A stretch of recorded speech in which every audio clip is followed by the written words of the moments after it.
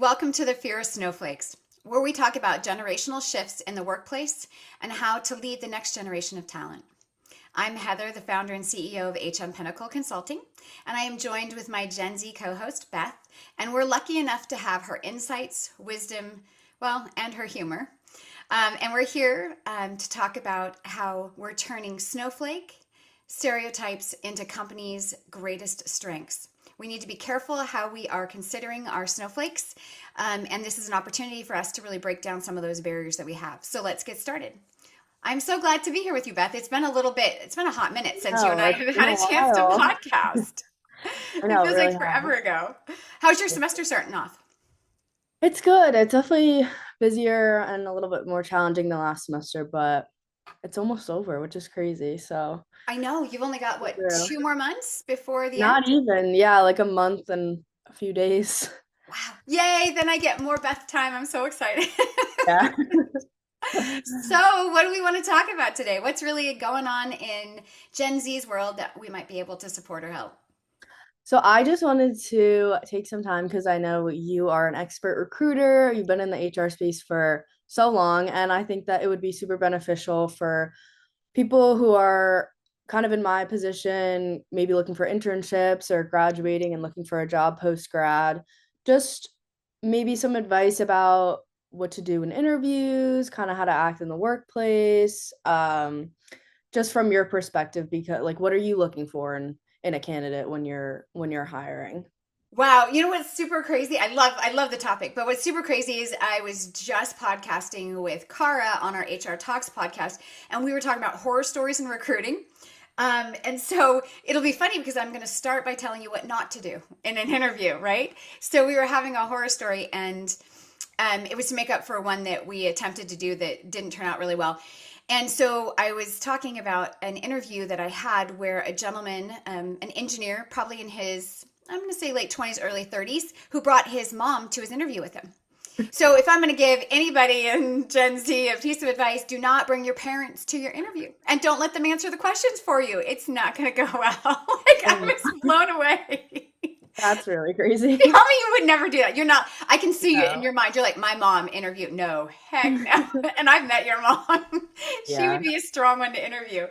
But but what happened was, as Cara and I were talking about it, it developed into similar to what you're asking. So I love the fact that we're getting to talk about this because we were talking about what people should be prepared for and how they should prepare and some expectations that businesses should be putting in place. And but I'm going to tell you right now, there's no way I would have ever thought when I was giving this a candidate on the phone a list of, hey, where to park and this kind of stuff for the interview. I would never thought to say, and please don't bring your parent to the interview with you. It would have never entered my head to By begin the with. way, this is a solo interview.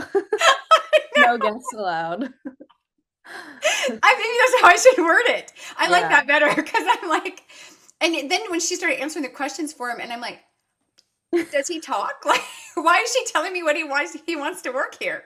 Like, It hold was on, the, which one are we planning to hire? I know it was the craziest thing. And then when I started asking technical questions because it was for engineering, then she looked at him. She's like, "Honey, you can answer these now." You got it. Wow, that's really scary. Yeah, isn't that? So what I'm saying in all of that, and your point is brilliant. Employers should set really good expectations. So when you're bringing someone in for an interview, stop assuming that they know the work environment, that they know what they'll be doing in the interview, who they'll be meeting, right? We have this tendency to just say, we're super excited, Beth. We'll have you here at 10 o'clock. Just ask for me when you get here. And that's like what we tell people for an interview, right? How do you prepare for that? Is it a panel? Are there going to be multiple people you're interviewing with? Are you going on a tour of the facility? Are you going to get to meet with potential teammates? What's the dress code? All those things are super important, and you want people to come ready for success. Because if you've made it through the phone screening stage, it means we see something in you that we like, that we're excited about, which is why we're bringing you in. So why would we do that and set you up for failure? It'd be the same thing as saying, you know what, Heather, I've got a project for you, and here's your due date. And then leaving it at that and not telling me any of the tools, resources, project scope, anything, right?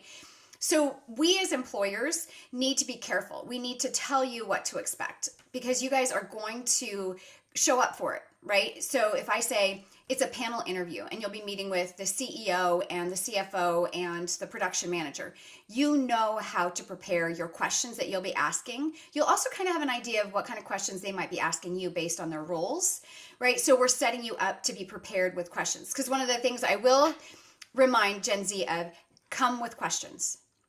Do not fly off the seat of your pants questions. They don't work.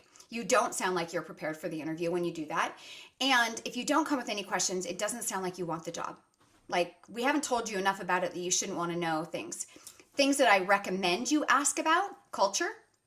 You should always ask about culture, right? And you can ask that in many ways. Like, can you tell me about your culture? Or if you were to pick 2 or 3 characteristics that are important in your culture, things like that, right? Because you're trying to know whether it's a good culture fit for you, not just what their culture line is. I So, also think if like just from my perspective, like asking about maybe what they do outside of work, if they do like a weekly team bonding activity or something like that, like that's always important because like for me, especially if I'm looking for a job right after college, I'm moving to a new city, let's say, like you mhm. want to get to know your coworkers, and I think that's something that is good to ask about because I that's a love that. And I love that call out too for both sides of the fence, right? One, for Gen Z, ask that question. But I would go a little bit farther. I'd say, how do you build community inside and outside the work environment? Because you know, a great way, I've worked in a couple companies where they had Slack channels that were specifically about, hey, if you're new to the area, this is one of the channels we recommend because all these other people are new to the areas. Or dogs, here's a great one where we all go for dog walks or hiking, or you know what I mean? So inside the business as well. And why I'd phrase it that way is because, especially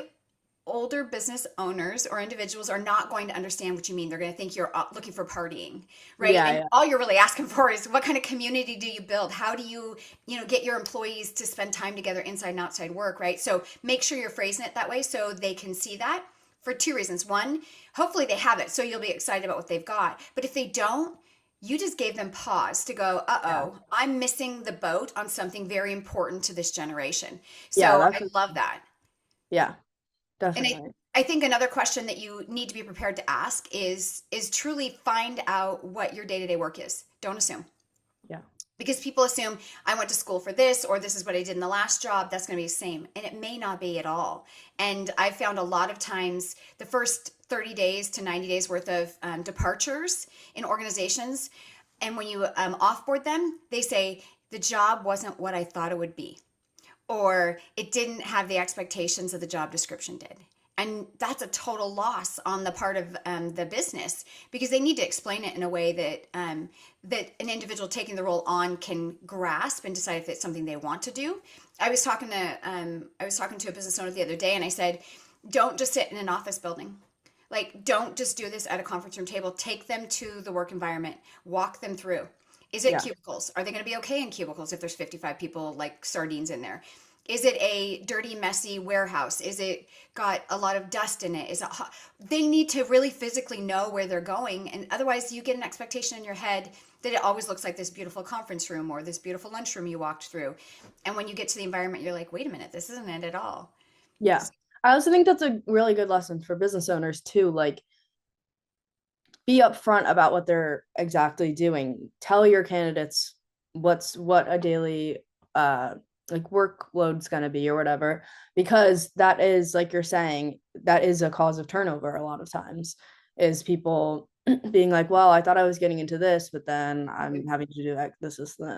A total mismatch of that. And one Yeah. of the things that you've taught me, Beth, is that vision is important to your generation. They want to know what the impact is and the vision of the organization.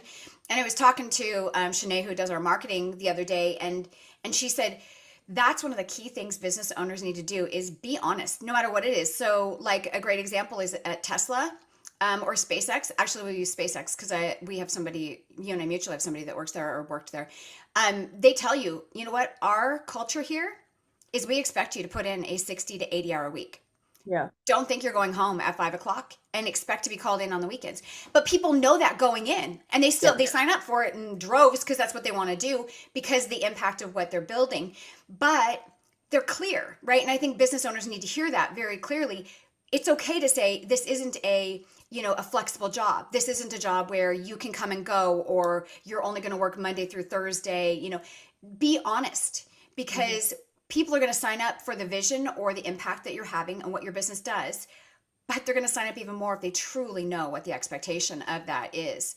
And I think we miss that at times because we're like, well, they'll just love the job and then they won't mind the fact that we're working them 50 hours a week. Yeah. It's not going to happen. Yeah, like don't try to paint a picture of a job that they're not gonna have. Don't give them Exactly. false expectations, because that's just gonna create resentment when they're hired. Yeah, So and the resentment is what erodes trust. And with your yeah, generation, trust is everything. Like, yeah, I truly feel that HR needs to pay attention to this podcast as well, because from an HR perspective, we need to develop that trust through expectation, clear communication, and very written instructions for your generation, right? So send that email to them, say, hey, confirming our interview at such and such a time. Here's where you're going to park. Here's what you can expect. Here's who you're going to meet with. Here's the environment you're going to go in. Like, lay it out for them so they can trust you going in, that they know what's happening. When they walk yeah, in and it's totally different than what their expectations were, it's an immediate red flag for them. yeah. Trust is at the foundation of every good relationship between um a manager, a boss, and and an employee.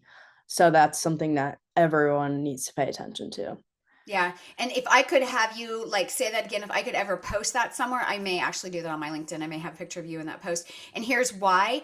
I think that was more impactful and critical than I think you even realized when you said that, Beth, because managers need to understand that that starts from the minute you say hi and you shake their Yeah. hand. Hmm. Tell them, be honest. You don't have to go into detail, but be honest. You know what, Beth? This work environment, we're rebuilding. We had a huge loss of people, and so it's going to be crazy for the first 30 or 60 days, but I promise I'm investing in blah, blah, blah. Tell them the truth, right? You want to build that from the very beginning, because they're going to be your biggest ally and the ones who jump in and help support and go, great, I know what we're trying to do. Let me take on this, or I've got a creative idea for this. Or if we use this type of technology or tool, we can actually do it with less. Be honest with them, because they're going to want to help you develop that department, that business back again. Yeah, for sure. Because if you trust in them, then they'll trust in you, and it's just a cycle. It's true. One of the questions that came up when we did this more or less kind of thing at the end of the podcast. And so this is one of those things that Cara and I disagree on.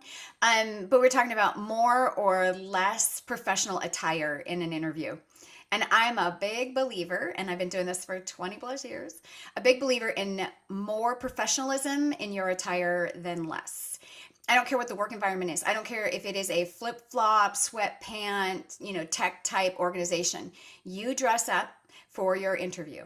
You Yeah, put your best foot forward always, always. I don't care what your friends told you because they work there and they're like, oh, it's super cash, jeans and t-shirt. Great. When you work there, you can wear jeans and t-shirt. When you interview there, put your best foot forward. Dress up. Don't go and buy clothes that you'd never wear, because then you feel uncomfortable. And that's obvious when you're in an interview. You're already uncomfortable because people are talking to you, asking you a bunch of questions, and then you're in an outfit that's not you. But put your best clothes on. Do not show up in pajamas. Do not show up in an outfit that you would wear day to day. Wear slacks, wear black jeans, wear, whatever your nicest clothes are, but try and show that you are very concerned about how you look, and you have a lot of care for the preparation for your interview. I think that's very yeah. important as well. That's a reflection of you too. If you show up looking like you actually want the job, then they're gonna be more inclined to pick you. It's true. And you know what? I'm more inclined to pick someone who shows up with questions, in appropriate attire, on time, that even if you don't have all the skills, I will Yeah. choose you over someone who's skilled but isn't showing me their best, Yeah, because it shows work ethic it too. totally does. And I can train you on anything that you need to learn. I can't train your personality, your attitude, or your desire to work in the company. That's Yeah, something that you just have or you don't. yeah, definitely. I think this is a great time to tell your trench coat story. Oh my God. Okay, so not only did I say don't show up in pajamas for work, don't bring your parents to your job interview, I'm going to tell you the very worst recruiting story that I have ever had. And I dare someone to top this one, number one. Number two, if you can, please, please, please send a comment or any type of email or anything like that to Beth and I, because we would love to have you on our podcast if you've got one better than this. So I'm going to say I'm probably 10 years into my career at the time. So I've got a lot of career in there. And I've been doing recruiting and full cycle HR management in multi companies for multi global teams. And so I'm interviewing for a music company that I worked for. They built music equipment. So a very fun, unique vibe of people all over the world. Kind of thing. So I've done some really crazy cool interviews. I met some really famous musicians through working in this company. Got front row tickets to Dimitri's Jazz Alley down in Seattle all the time. Love that place. Anyway, so interviewing for a technical writer. Technical writer is probably one of the most boring jobs. Sorry to those of you who are my friends who are technical writers. But one of the most boring jobs in a music-based industry company, right? There's so many other cool jobs like social media or like marketing. But so your job in technical writing is to take a piece of equipment, this microphone here, and write down how it works, how to build it, what to do, right? This is a manual basically of how to use this to the best of its ability in a musical industry. So you're thinking people who are more writers, engineering-minded individuals who have a flair or a desire for music. Kind of people I was interviewing for this role. So I'm at one of the final days of interviews, and I get a call from the front desk. And I'll never forget. My call is, Heather, I need you out here right now. Your interviewee's here. Okay, I've got like 8 minutes before the interview. I never go out early because I always want to get my notes ready and everything. She's like, no, I need you out here now. Okay. So I go out to the front office to meet my new candidate. And I get out there and she's bewildered. We'll just use that term. And she looks at me and she's like, your candidate's over there, but she won't make eye contact. And so I was like, okay, that's weird. So I turn around and go over to the part of the lobby, and there is a gentleman in a trench coat in the lobby. He's standing up. He's not sitting down or anything. A trench coat, and he doesn't look like he has slacks on. And so I'm like, okay, well, that's odd. But, and remember, this is probably like 15 years ago, give or take. So this is before you would think someone was showing up in a skirt or something to work, right? Just before that time period. And so I'm like, okay, interesting. So we walk back to my office and I proceed to, have him sit down and introduce myself. And as he sits down and his trench coat splits open, the boy has no pants on. He has dress shoes and dress socks on. No freaking joke. Like really nice dress shoes and dress socks. No freaking pants underneath of this trench coat. And I know this because if you're a woman and you've sat in a skirt that splits, or a guy and you've got a jacket, right? You know that it's going to split all the way up to your mid-thigh, give or take, right? Oh, it split up to his freaking mid-thigh, his very hairy mid-thigh. But the boy had no pants on. Who in the hell comes to an interview? So here I am, like, trying not to stare at these man's legs, trying to understand if he has anything on under the trench coat at all, and trying to maintain myself in an interview panel, right? So I'm like, oh my, what, oh my God, what do you say? Like, did you forget to get dressed this morning? Like, right? And so I'm like, okay, maybe he's in shorts, maybe this is what I'm telling myself while I'm trying to like pay attention to it. Maybe he's in shorts. But no, he was not in shorts. I don't even remember if he had a shirt on because I was so focused on his legs that I could not tell if he had a shirt on. And so we started this interview and I was trying so hard to manage, right? I'm like, I'm professional. I can do this. I'm in HR. Number one. Number two, you don't want to say something that come across inappropriate for fear of him thinking of some like, oh, she's sexually harassing me. Even though he's the one not in clothes. I'm in clothes. But whatever. So in my brain, I'm going through this and I'm like, okay, I can do this. I can do this interview. And I had no idea what he said, dude. I'm going to tell you that right now. I asked the questions. I never wrote real notes. I just kind of scribbled on the paper because I could not concentrate. Is not wearing pants. That by far was the wildest interview I've ever done, right? And so, and people were walking by my office because obviously the receptionist at the front desk, she was telling people what was going on. And my windows were all glassed windows, which is the only reason I felt safe somewhat in an office with a guy who wasn't fully dressed.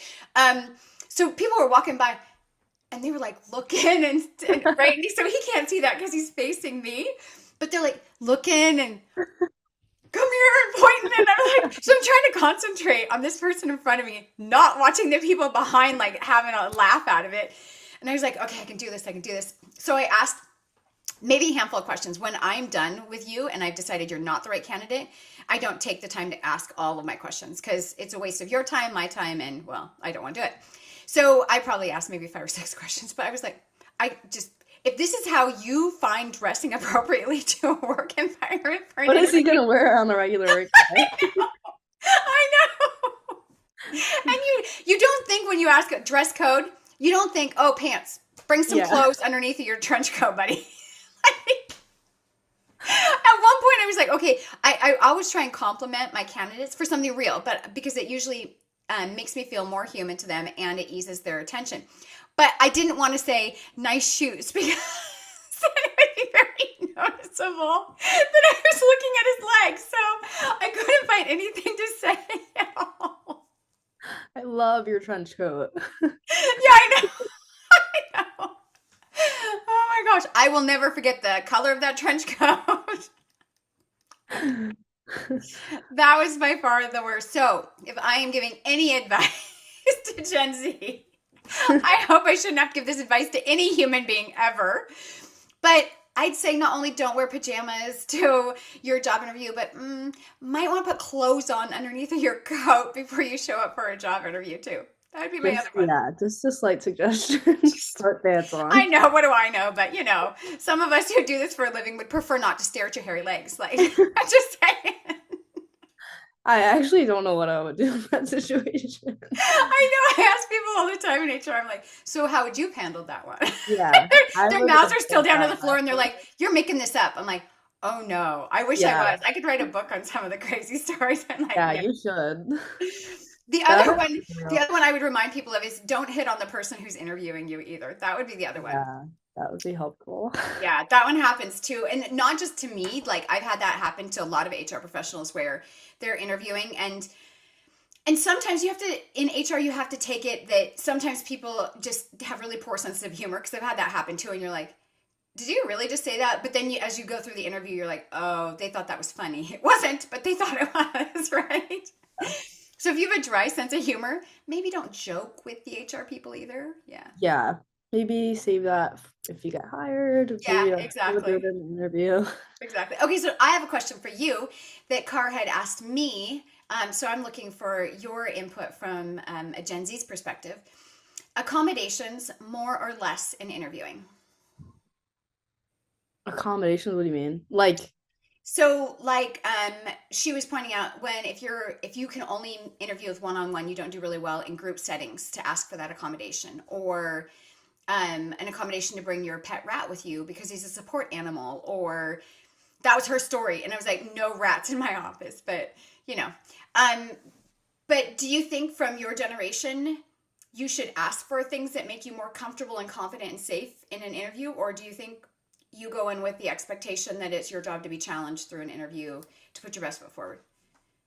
I think there are a lot of people that would ask for that, Really? but in my opinion, I would never do that because I think in an interview, like you said, it's supposed to be a challenge and you're supposed to get a glimpse at what a person can do in hard situations because that's going to happen in your job. Yeah. So people can't always accommodate you for like a project you're given, or you can't always be comfortable is what I'm trying to say. I like the wording on that. Okay. And that's my philosophy too, is when you're interviewing, it's tough, but you know what? You have a chance to prove yourself in a more challenging situation, a situation that you're not able to always prepare completely for, right? So we get to see your ability to think on the fly, your ability to manage challenging situations.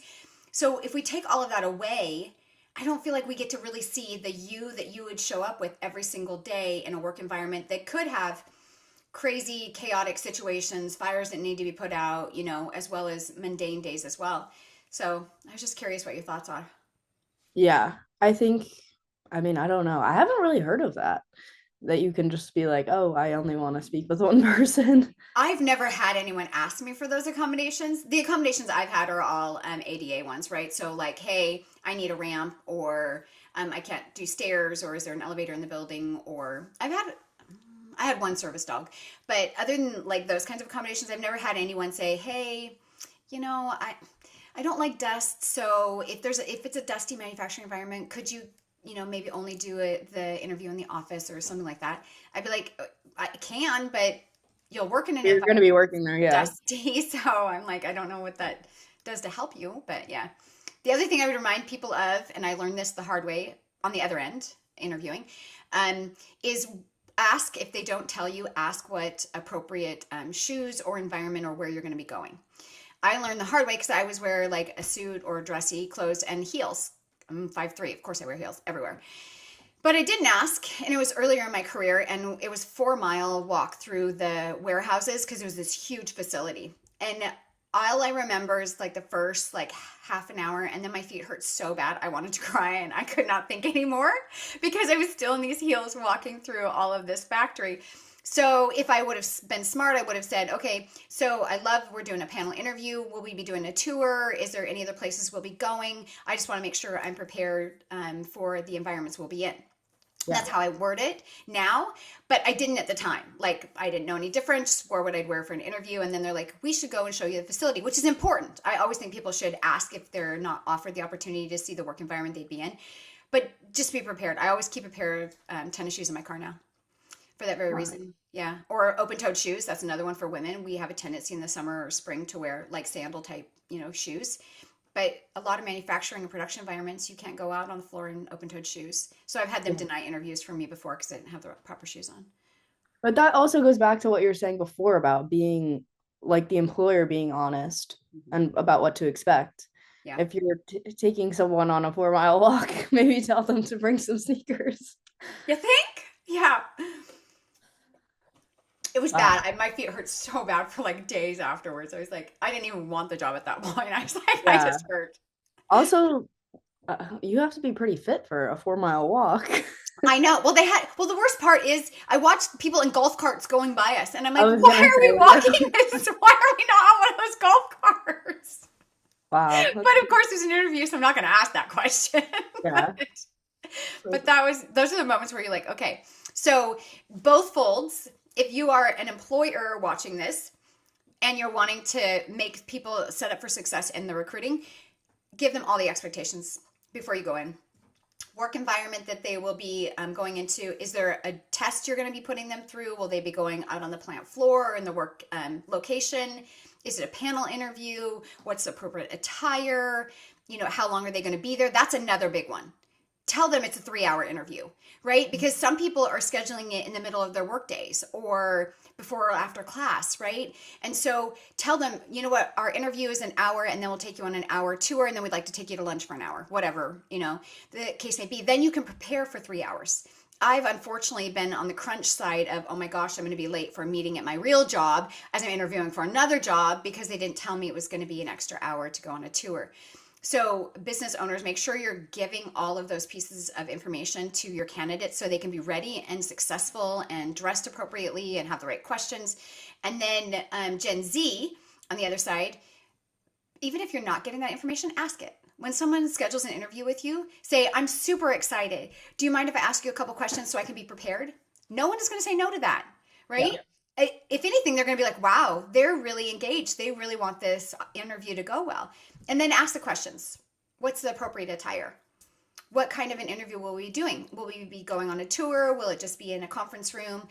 Who all will I be interviewing with? Is there anything you'd like me to prepare in advance for the interview? Those are the right kinds of questions to ask before you get there so that you're successful and ready to go. And then my biggest pet peeve is never show up late. Never. And I'm telling you, I saw somebody in nothing but a trench coat, and my biggest pet peeve is don't show up late for an interview. And if you are, like, you got lost, it happens. Traffic was awful. There was an accident, whatever the case may be, call in advance and say, I apologize. Tell them what's going on. Tell them you're running late. Make sure it's still okay. Is it still okay if I get there 10 minutes after? Because I'm going to respect that, and I'm going to look at it like, hey, if you worked here, you'd tell us in advance you'd be late. Don't go into detail. This is a Gen Z thing. It totally is. And you may disagree, Beth, or you may say you'd never do it, which I appreciate. I don't need the gory details. I got up, I had a migraine this morning, and then my kid threw up, and so I'm going to be... La la la la la. I don't need to know that you have cramps. I don't. Don't tell me these things, right? Instead, just tell me you are running late, but you'll be there, or you need to reschedule. But your generation has a tendency to want to give me way more details than I need. I appreciate you bringing all yourself to work, but I don't really need the details of all of yourself at times. Yeah. Okay, so my last question for you would be, what makes a candidate these days stand out? Because Oh, of question. AI and a lot of people go to college now, it's getting harder to kind of differentiate yourself from other people. So what would you say you're looking for?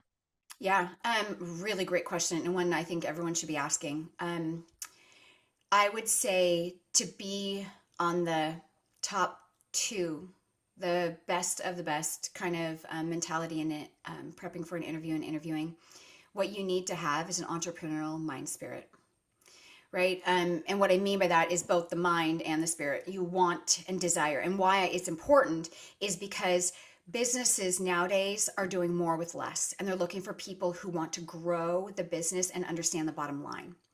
And to do that, you need to have your own entrepreneurial spirit because it means that you are looking at it as if it's your own business. How are we going to be successful? What is it that we need to figure out tool wise or skill wise or lean wise? What is it that we need to do as an organization to get better? And that comes from using the word we automatically, even in an interview. So, how can we, what will we be doing in the first 90 days of my employment? What is the process so that we can blah blah blah, right? Because you're incorporating yourself into ownership of the business, and that makes the business leaders see you as an integral part of growth and of the bottom line.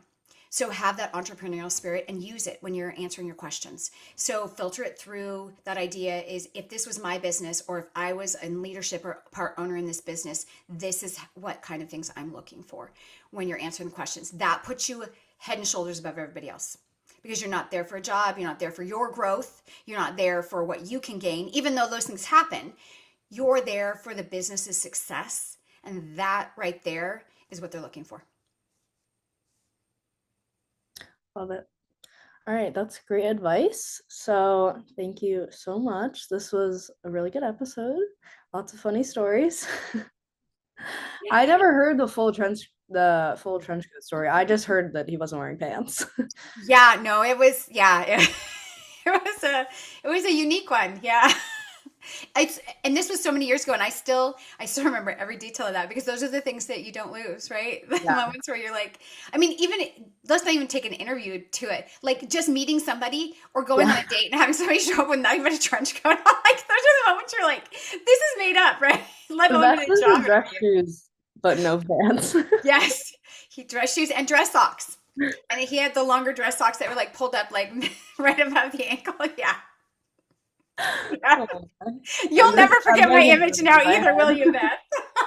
Beth? Wow, I need to meet this man. I wonder I where he is always now. wonder, yeah, I always wonder what he's doing nowadays. Like, I just totally wonder. Like, is that his thing? Like, he wears that to every interview, or he was I just don't, having a rough day? I, I don't know. Oh, well, French cut man, we hope you're doing well. Yes, we do hope that you found the exact right location for you. Hopefully at home working. But Yeah, maybe he thought it was a remote job.